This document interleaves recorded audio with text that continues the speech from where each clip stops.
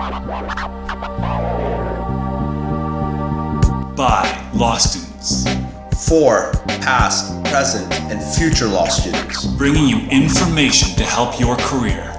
This is The Law School Show with Rishi and Chris.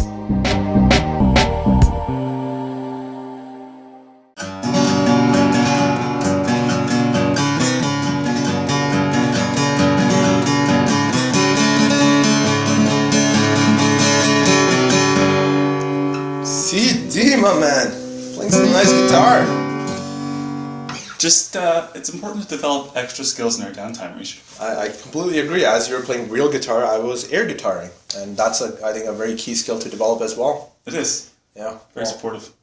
I try to be, and that was quite mesmerizing. So, who do we have today on the episode? Really proud to introduce Mr. Warren Bongard, president and co-founder of ZSA Recruitment.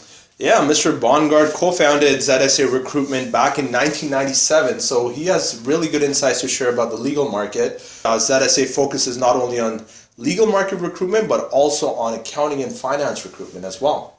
Yeah, this guy has his finger on the pulse of professional development and has for almost 2 decades now at ZSA. I mean, he has an amazing perspective of what's going on in the legal workplace. So what do we talk about? We talk about the reality of today's legal market. Yeah, and he also shares a lot of good insights about how do you make yourself more marketable in this environment today. It was really interesting. He talks about how recruiters can help you find your ideal job. And another thing that he shares light on is networking, a question that's on a lot of people's mind. Yeah, and how to do it meaningfully. And he also talks about what skills recruiters are looking for and how you can maximize your marketability in the legal landscape. So without further ado, here is our conversation with Mr. Warren Bongard. Enjoy. Good afternoon, gentlemen. How's everybody doing? We're doing great, thank you. Fantastic. So, Warren, tell us about yourself without talking about law and without talking about ZSA Recruitment.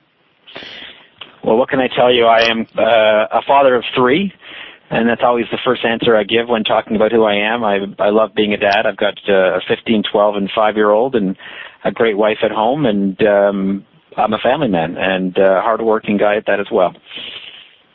Fantastic. So why did you actually decide to go to law school?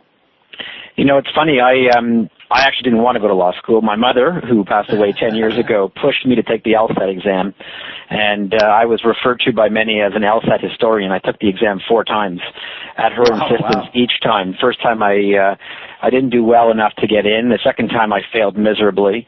Canceled my 3rd score because I knew it was horrible, and then the 4th time I did fantastic, and so I got into law school, honestly, because there was nothing else for me to do after 3 years of a BA from York. I honestly felt unambitious, undriven, and not sure what my life would hold, so I figured 3 more years of school would be terrific. Would you have done anything different in retrospect? No, actually. I'm actually quite happy with the way things turned out, and you know, I never imagined, honestly, that I was going to practice law long term. I was never passionate about the industry. I shouldn't say about the industry. I was never passionate about the idea of practicing law. I am now passionate about the industry, but didn't really think it was the right fit for my personality anyway. Did you know that going through law school? Yeah, I kind of felt actually insecure in law school. I didn't feel... nothing came easy to me. I got out of high school with a very poor average and barely got into undergrad. And so I was, my self-esteem at that time was pretty low. And somehow I just clicked in undergrad at York University and I started getting straight A's, and it was like, wow, this was easy. For some reason, the extra time you get during the day to study was important for me. In high school, I don't think I did any studying. So, you know, it just worked out for me that way, and it wasn't like I had this master plan or design, I can tell you that. Yeah. So let's unpack your story a bit. So from the time that you wrote those LSAT exam to where you are right now, if you can go a bit deeper into that and give us a bit of a background. Sure. So after taking my fourth and final LSAT exam, which I swore to my mother would be my last, I made the application. On the persistence, by the way. Yes, persistence. It wasn't mine. It was my mother's, as I said. It wasn't me. But so after that last score came in, which was much better than the three priors, I applied across Ontario to all the law schools. The only school that reached out to me was Western. And I remember it was like late August. I get the call or a letter, I think, in the mail saying you've been accepted, which was great news for my mother. For me, I was like, okay, great. I guess I'm going away to school starting in a couple weeks. And so I went to law school and frankly I found the first year difficult because I was mostly insecure again, like I've had before in terms of high school. It didn't feel like I belonged. Even though I had great undergrad marks, my LSAT wasn't fantastic. I didn't think I was the right guy for being a lawyer. Meanwhile, and after first year of law school, I ranked really high. And I have to tell you, I studied my butt off in first year law school because I felt so insecure that I really needed to make sure I gave that 100% effort. And so when I ranked really high after first year, I finally felt, okay, I belonged. Yeah. And then the next 2 years was fun. I mean, I did well in school, not as well as my first year because I didn't study as hard, but I never looked back at that point. And so after getting through law school, I get this articling job at a Bay Street law firm, which I was thrilled about. I article at this firm, and it was now, you're talking 1990, 91. Okay. And at the end of my articles, I really didn't expect much, but I get the call on callback day, and they say, we'd like you to come join us as an associate. So great news, I've all of a sudden got a job.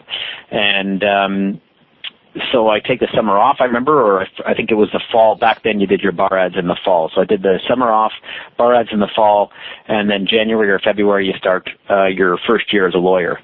And unfortunately, it was then 1993, and the market was in deep recession, early days of a recession as well. And so my workflow was extremely spotty, and there were days where I had nothing to do and days where there was one deal in the firm, and therefore I was working night and day on it. So the kind of realization, that I came to was I wasn't all that happy being slow because I was nervous about what that meant for my job security. And on the flip side, when I was really busy, I was miserable because I hated being so busy. So it was a real mixed bag for me, and it just didn't, even though it was 3.5 years that I practiced, I never really felt like I was in the right business for me. And I was always told by lawyers in that firm that I was a future rainmaker for this law firm and that I should stick it out and I'd be a great rainmaker and a good personality for them to keep in the firm. Wow. So it was their goal to train me as well as possible. But 3.5 years later, after being a corporate banking securities lawyer, which essentially meant a lawyer in the recession because you did anything you could get your hands on, I get a phone call from some headhunter saying we've got a job for you at another law firm. Come interview with us. And so I met with this headhunter, and she's telling me about this other law firm, which is a boutique securities firm. And as she's talking, I'm glazing over and saying, you know what, I really don't want to continue practicing law, especially at another firm. I actually like my firm. They like me. I just don't want to be a lawyer anymore. So if you had something outside of law, I'd consider it. Long story short, she offered a job to me as a headhunter in her firm to specialize in law. And what a change of events. Sorry? What a change of events. Yeah, it was sort of fluke. And I actually said to her, are you a charity? I didn't know how headhunters worked, and I honestly was blind to the business then. And when she explained how the business worked and the model, I said, wow, that sounds fantastic. I think I'm interested. And keeping in mind, by the way, that I'm the youngest of 3 siblings, my eldest brother and my eldest sister, at that point, and still to this day, are very successful in the sales business, one in real estate and one in insurance. So here you have a young guy who went to school the longest of the 3 siblings and yet was working the hardest and probably making the least amount of money in all of them. And that's sort of ironic being a lawyer, you'd think. So when she offered me the job, I was thrilled. I took it. And I guess I have to backpedal just one minor step on that, is that while I was practicing law at the law firm, because I was not very busy in the recession, I branched out into a business with a friend representing NHL hockey players as a player agent. My goal in doing so was really to bring that business into the law firm. So I was hoping to land business through the hockey clients. Yeah. And so my weekends were spent chasing 17 and 18-year-old or 16-year-old hockey players all across Ontario. Most Friday and Saturday nights I was either in Belleville, London, or small towns like Guelph and Peterborough. And so we managed to build up a nice repertoire of clients, most of whom actually never made it to the NHL. A few did. So while I was recruiting for this firm after having quit law, I was, moonlighting at night with hockey players still. I didn't lose that part of the business, and I was headhunting during the day, neither of which were all actually going all that well. And the company approached me, and I remember it was the fall of '96, and said, "Look, Warren, you're a nice guy, but you can't do two things at once. Either you give up the hockey business and you stay here, or you quit, or we fire you now." And I said, "Well, I'm not prepared to give up the hockey business, so I guess I'm leaving." So I essentially got terminated in November of 1996, and was forced to start my own recruitment firm, which I did do then in my basement, essentially. And as I made a couple of placements on my own, I realized the hockey business was a big waste of time, because after I made math on it, it really wasn't going to pay the dividends or the results that I was going to get from recruiting. So at the end of '96, early '97, I abandoned that business completely and left it to my partner at the time. And then you started the journey of ZSA. Well, yeah, and I actually wasn't, just to be clear, I wasn't ZSA in the fall of '96. I was on my own. I had a different business name, and then I hooked up with my current partner, Christopher Sweeney, who was working for a big company out in England, recruiting lawyers, and I was trying to send young lawyers to him to place in London. And the interesting thing was, it was now coming into '97, the long recession was finally coming to a close, and many of the law firms in Canada and in the UK they couldn't hire lawyers fast enough. So getting into recruitment really wasn't, my success, I should say, wasn't necessarily attributed to my genius or my great idea. It was more attributed to timing. And so when Sweeney told me that, after I sent him a few candidates to try and place in London, he said, "You know what, I've got financing from a business here in London to set up in Toronto. Would you like to join me?" And at the time I said, "Sure, sounds fantastic." And having two people instead of one, and having some financing from a big company in England it sounds terrific. Mm-hmm. And so in February of 1997, that's when ZSA was launched. Fantastic. So give me the sequence of events. If I want to sign up with ZSA, I'm looking for a job. I'm a junior lawyer, 3 to 5 years out. Yep. So just to be clear, we don't get paid by the lawyers that are seeking employment. We get paid by those firms and companies that ultimately hire them.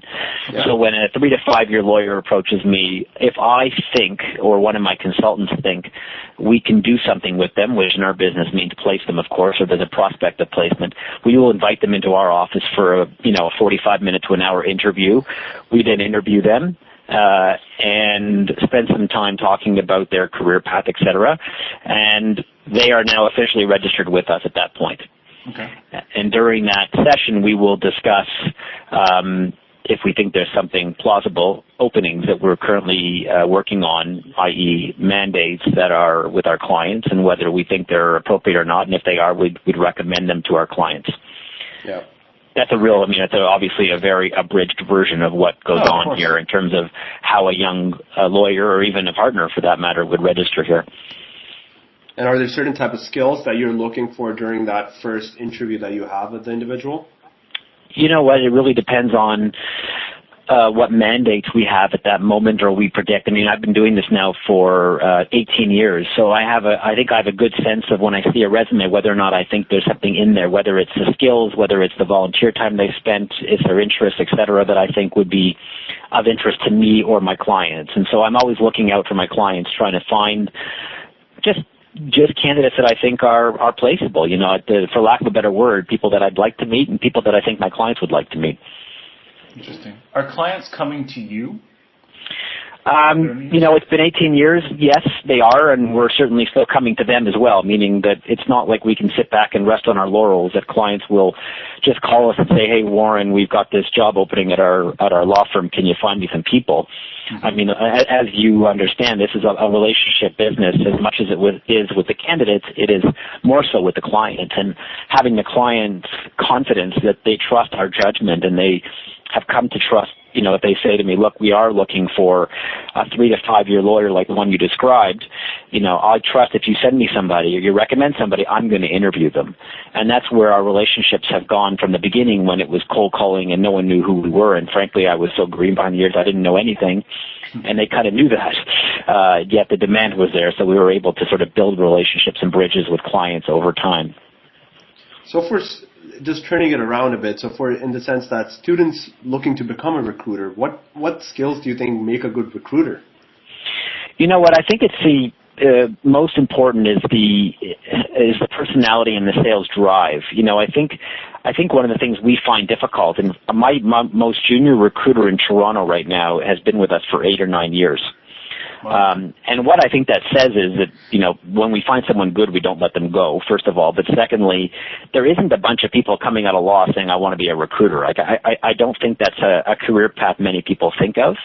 Mm-hmm. And frankly, the industry as a whole, and I'm referring to the recruitment industry, I think is at a bit of risk in this sort of day and age with LinkedIn and with the other sort of technological mediums that, you know, clients like ours and candidates like you refer to have access to and can find each other more readily these days than than 18, 20 years ago when we started the business. Definitely.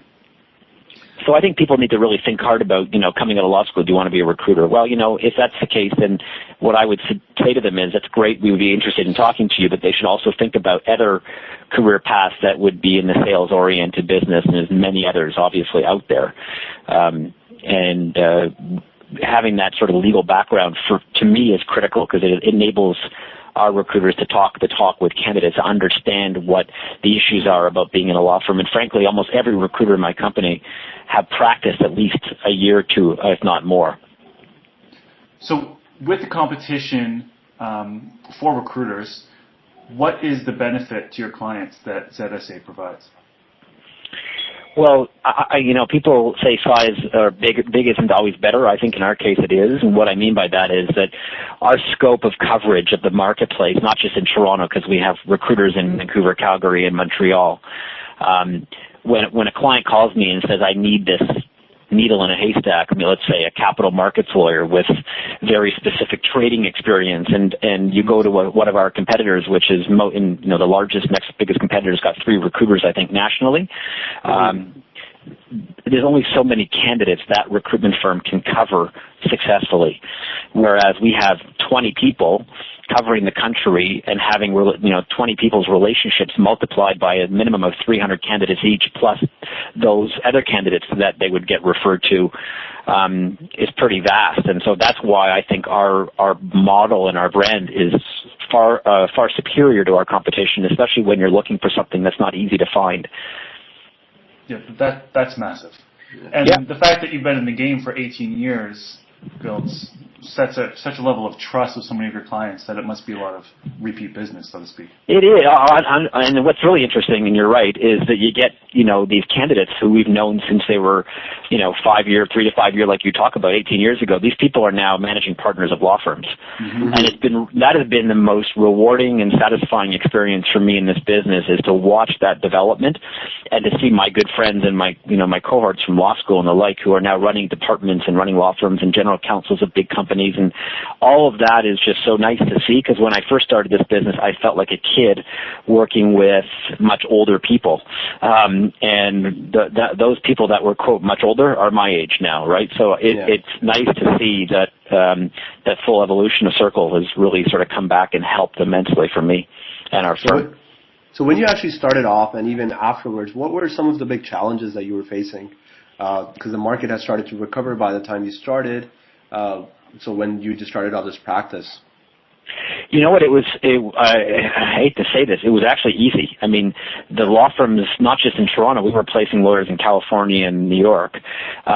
All they cared about, they didn't care who I was, what I stood for, what my beliefs were, or anything. They just wanted candidates, and they wanted lawyers that were trained well, who were interested in making a move. And so for us, we could do no wrong early on. We didn't even need to visit with our clients because they just wanted resumes. They were all swamped. They couldn't take the workflow. It was crushing. And this went on from like 97 until like 2007. So it was like a nice 10-year run with a minor blip in between.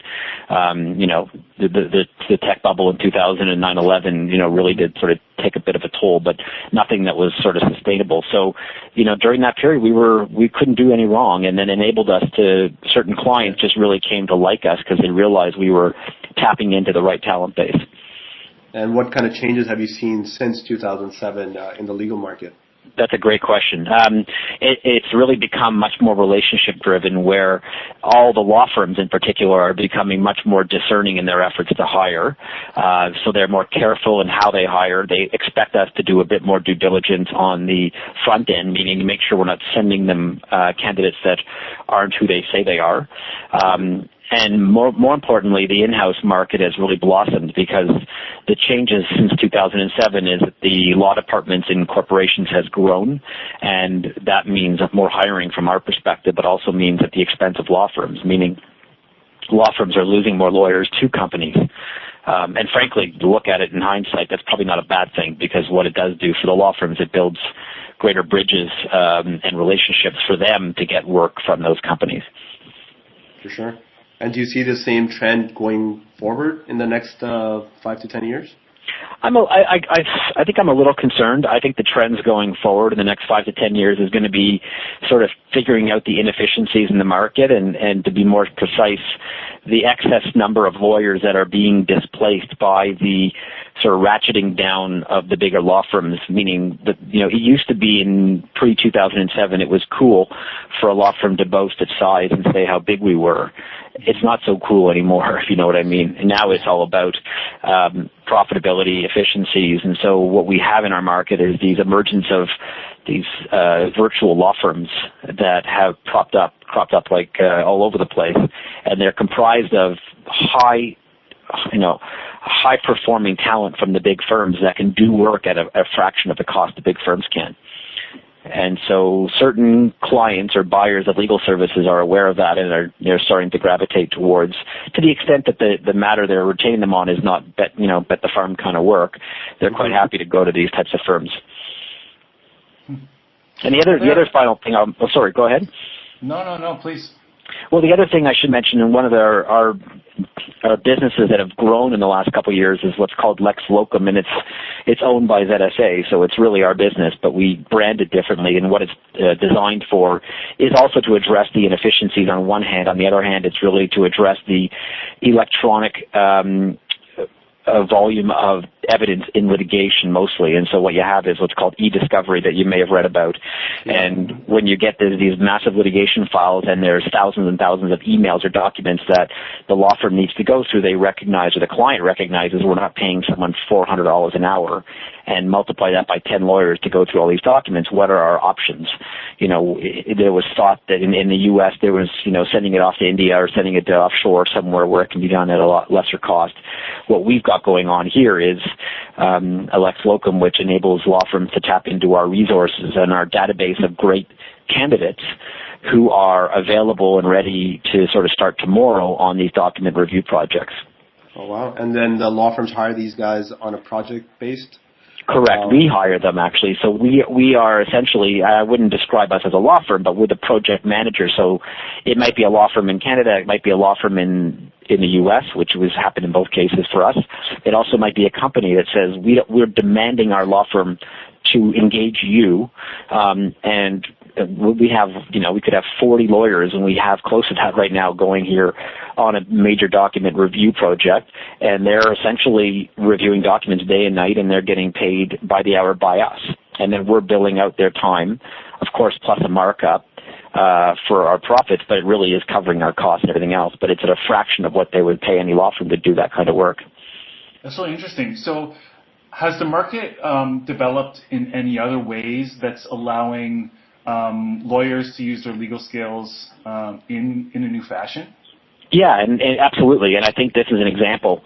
And it is only that. I mean, don't take it as the home run of all home runs. It's a great example, though, of how the marketplace is crap. I mean, you guys know, and you hear this, I'm sure, in law school. Coming out of law, if you articled, let's say, but you didn't get hired back, what's it like to be a first-year lawyer, newly minted, with no job? Well, I can tell you that I'm running an ad right now for a client of mine for a 1 to 4 year lawyer. My inbox is filled with probably over 100 resumes in the last 4 days of unemployed first year lawyers. And it's a sad reality. It's happened. But this document review model I've mentioned is it's a way of deploying and getting these young lawyers experience.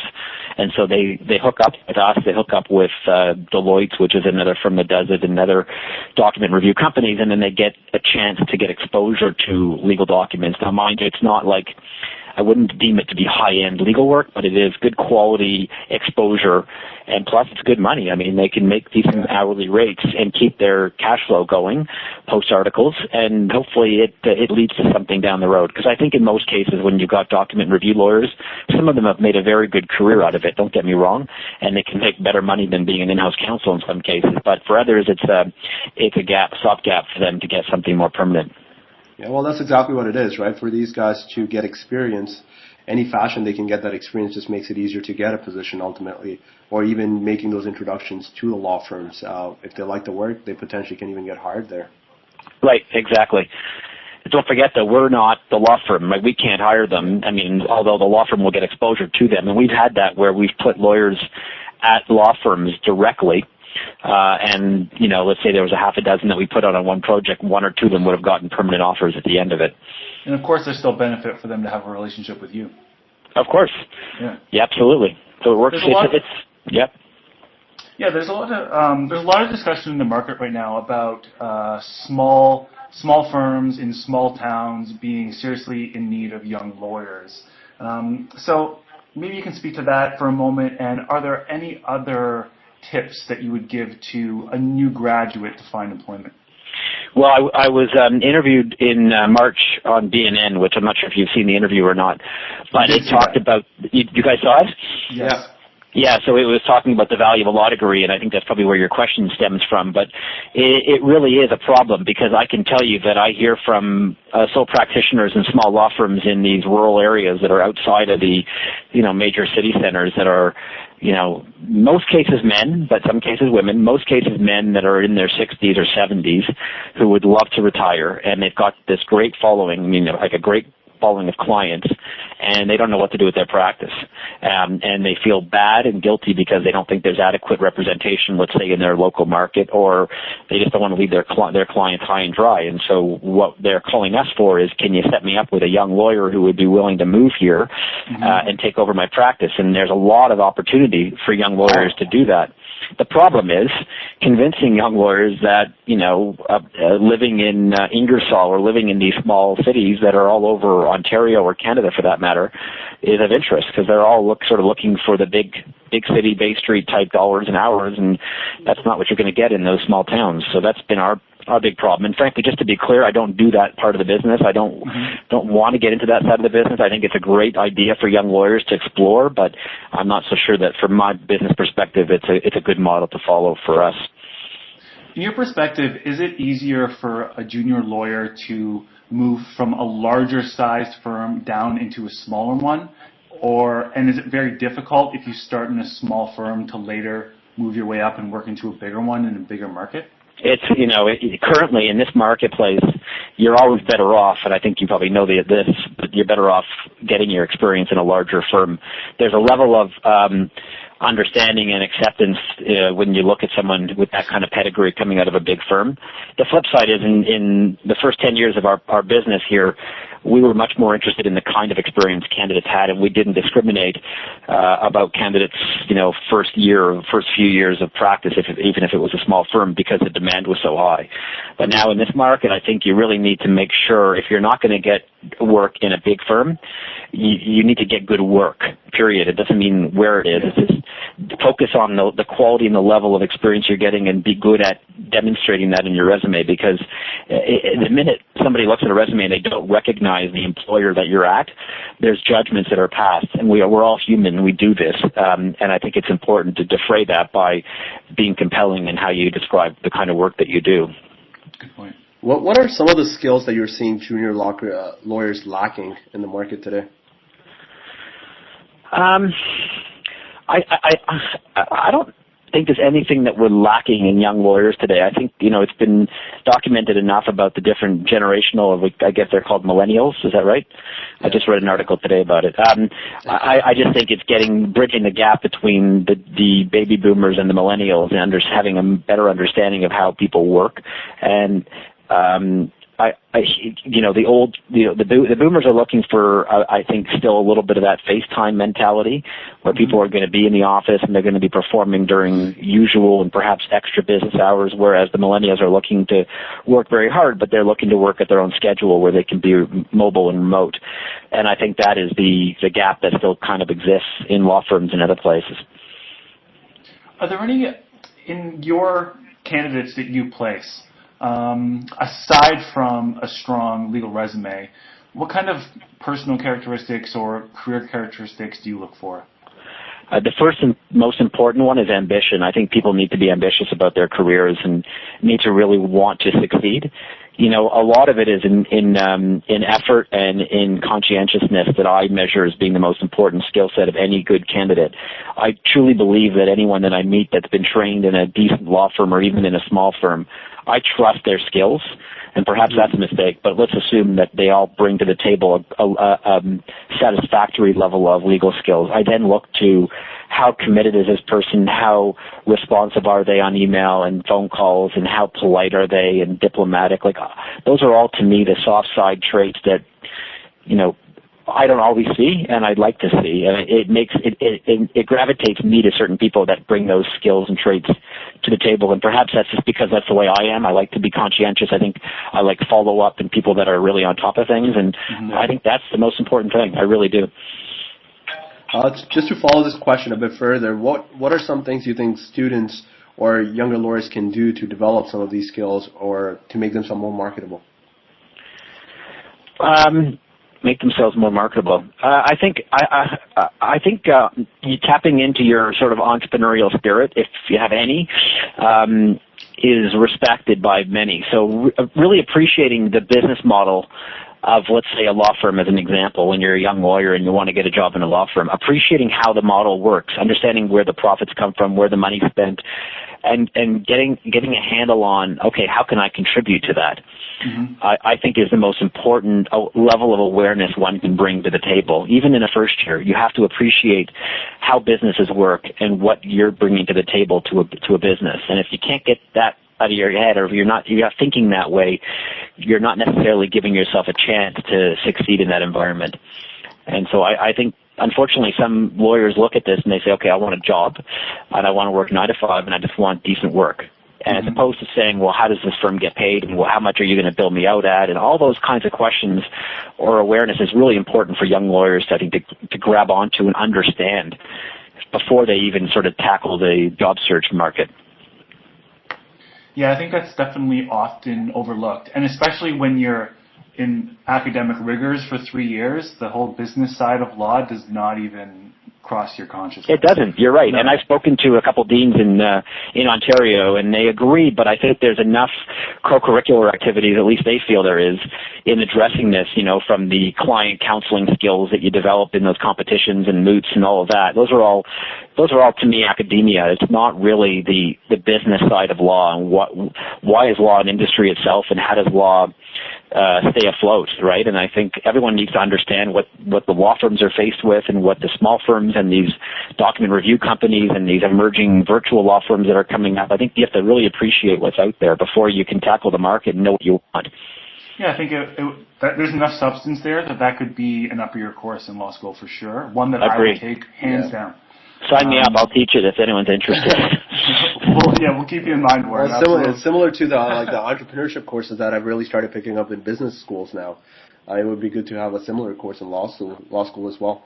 Yeah, and listen, there shouldn't be less emphasis on the academic side, because you can't learn enough. I mean, the way you think in law is most important, but there really is a missing gap in terms of that bridging that's, you know, graduating on your last day of your third year into articles. You don't know what you're getting into when you article, that's for sure. Yeah, and we've spoken to lawyers who have left Bay Street after 3 or 4 years of experience to go to a small town and open their own firm, and they said I was just completely in the dark. It was just me with a computer in a room, and it took me 3 years to figure out how to run the business because I'd never done it before. But leaving that for the moment, give us a couple tips on how junior lawyers can network effectively. Easy. So a couple of things. They first need to get involved in charities or things that they're passionate about. And I've written also about this in the National Post about what today, and I call it sort of unmarketing, meaning you're not actually targeting people or companies. You're actually targeting an interest of your own that you're passionate about and you believe in. So by getting involved in one or more of those types of charities or organizations, you're naturally going to meet people of like-mindedness who potentially represent another contact or network for you. I mean, it's not as clear or as black and white that this person's going to find you a job or they're going to, give you a file. It just means you're going to meet more people and you're going to expand your own network. And to me, that is like, I've been doing that since, and I didn't do it because I wanted to get business. I did it because I was truly interested. Like I'm a Western law grad, and they, many years ago, I hooked up with or met with, I got to be careful with that word. I heard that's a bad word for young people now. So it was hooked up, the word hookup. I didn't hook up in the sense that my teenager talks about it. I met with a member of the Western Law Alumni Association in I forget where it was. I bumped into them, and they were actually a former classmate of mine in law school. Long story short, they said, you should get involved. And I said, okay, sounds great. And ever since then, a light bulb went off for me and saying, I actually really like Western law. I'm passionate about helping their alumni and helping them generate money. And I've met so many people through that association. And it's led me to so many different directions. And I've been involved in other charities. That's not the only one, but it's just really a really nice way to sort of build your networks. Excellent. And what's one way, especially when you're I'm finding a junior or even a more senior law student, you start to expand your network, but it's sort of in isolated incidences. So you might meet someone for a half an hour. What's a good way to maintain a relationship with sort of with someone like that?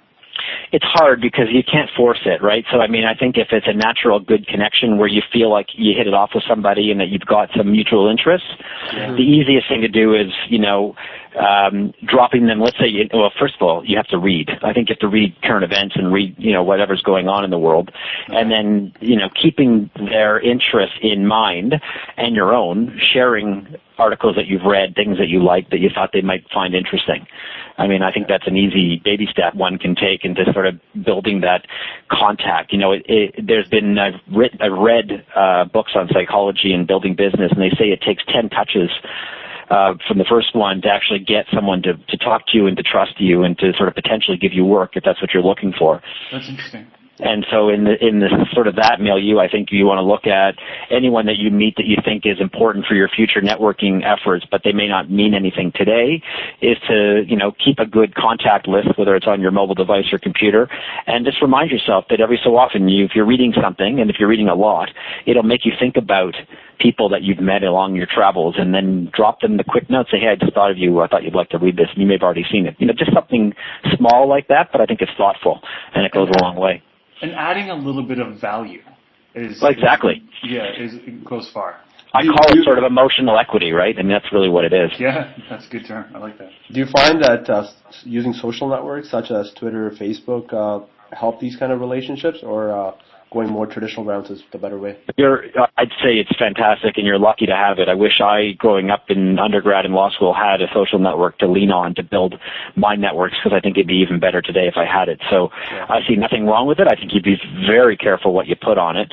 I'm trying to teach my young nieces and my own kids what not to put on there. When I see things, I give them a call and say, you might want to remove that. Because you have no idea if future employers are going to see that. And, you want to be respectful, I think, but it's a great tool to build relationships, I think, for all, Twitter, LinkedIn, Facebook, all of them. For your candidates, do you actually look at their social profiles? No, I don't have time. I wish I did have time, but I don't. Yeah. I've been asked, by the way, by clients to review a Twitter feed of somebody because they had mentioned in an interview they were big on Twitter. And before they hired this candidate, they asked me to review his Twitter feed, so I did. And I was just looking for offensive things. It's a risk management question, right? So you're talking about a big public company hiring a lawyer, and they find out this particular person's got strong opinions on something.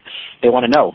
And I reviewed it, and it was all very benign. There was nothing in there that was worrisome. But I could have found something, had they been irresponsible, and that might have killed the deal for them. So I think it's really important to be careful.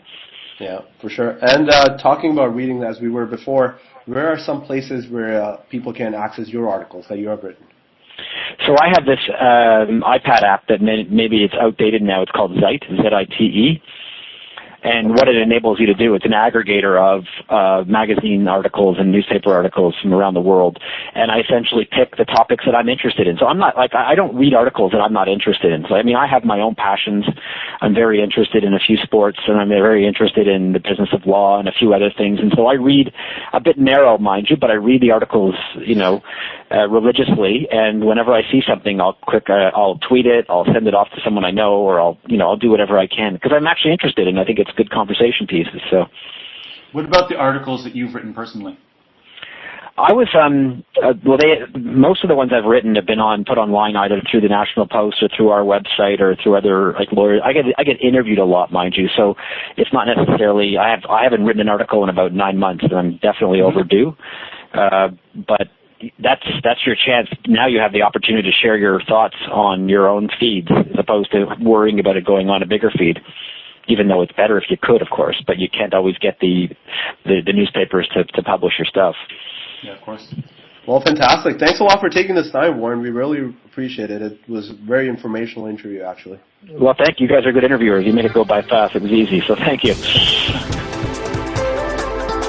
This is the Law School Show.